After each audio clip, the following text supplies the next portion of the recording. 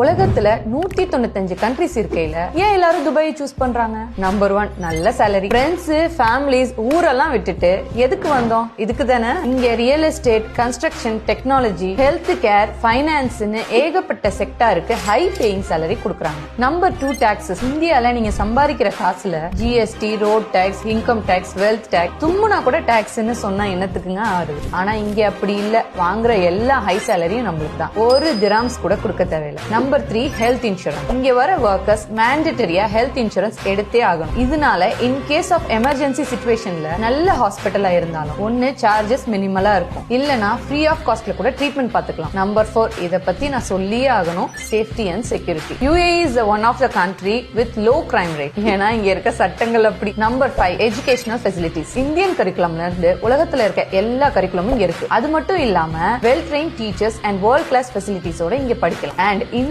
ரீல Dubai குறுக்கு சந்து போக நினைக்கிறவங்களுக்கு ஷேர் பண்ணுங்க.